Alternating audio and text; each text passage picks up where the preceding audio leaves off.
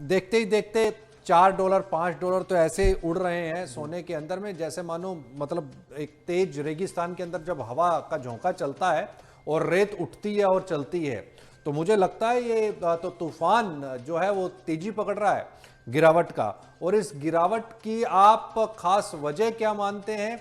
क्या ये समझा जाए कि युद्ध के अंदर में जो इस समय पर एनालिसिस आते हैं निकल करके, हम अमूमन ये कहते हैं कि जब भी ट्रेड वॉर्स शुरू होंगी या युद्ध जैसी स्थितियां शुरू होती हैं, ठीक है, तो उस समय पर सोना एक सेफ हेवन के तौर के ऊपर पे देखा जाता है। सोने की डिमांड निकल करके आती है, सेफ हेवन है, उससे ज़्यादा सुरक्षित कुछ भी नहीं है। लेकिन यहाँ पर तो तस्वीर हम थोड़ा सा विपरीत देख रहे हैं।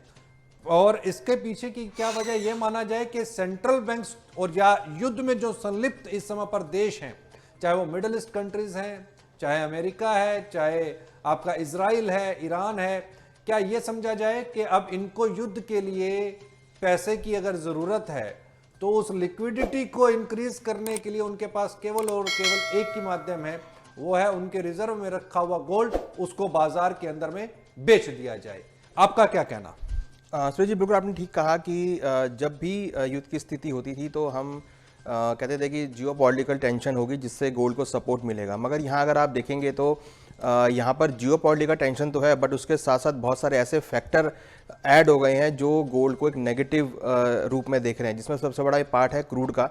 क्योंकि क्रूड की वजह से जो इन्फ्लेशन इंक्रीज़ हुआ है उसकी वजह से जो सेंट्रल बैंक है वो मॉनेटरी टाइटनिंग को लेकर बहुत एग्रेसिव हो गए हैं, जिसका हमने एक उदाहरण लास्ट वीक की जो मीटिंग्स थी सेंट्रल बैंक्स की, उनकी मीटिंग में देखा था और उनकी स्टेटमेंट्स में था। उन्होंने कहा था कि क्लियर कि अब वो मॉनेटरी टाइटनिंग को लेकर हैं, क्योंकि उनको पता है कि आगे चलकर जो इन्फ्लेशन है वो बहुत इंक्रीज़ होने वाला है, तो उसके लिए वो मॉनेटरी टाइटनिंग करेंगे। तो शायद उसका इम्पैक्ट हम गोल्ड के भावों पे देख रहे हैं। और दूसरी तरफ बिल्कुल आपने ठीक कहा कि जो इकोनॉमीज़ हैं उनका फंड की रिक्वायरमेंट होगी, तो डेफिनेटली वो अपनी एसेट क्लास जो उनके फॉरेन रिजर्व में है वो वहाँ पर बेचते हुए नजर आएंगे। तो हो सकता है कि उसका इम्पैक्ट भी हम गोल्ड के भावों पे आता हुआ देख रहे हैं। और हो सकता है कि अभी तक ना बेचा हो, मगर गोल्ड इस बात को डिस्काउंट करता हुआ नजर आ रहा है कि भाई आगे वो बिक सकता है। तो पहले से ही एक संशय में आकर गोल्ड में एक डाउनफॉल आता हुआ दिख रहा है और कहीं ना कहीं डॉलर इंडेक्स यहाँ पे इंक्रीज होता हुआ दिखाई दे रहा है। तो यहाँ पर सबसे इंपॉर्टेंट चीज़ ये है कि जो मॉनेटरी टाइटनिंग है और जो फंड की रिक्वायरमेंट है, ये सबसे बड़े दो कारण सामने निकल कर आ रहे हैं, जिसकी वजह से हम गोल्ड और सिल्वर के भावों में गिरावट आती हुई देख रहे हैं।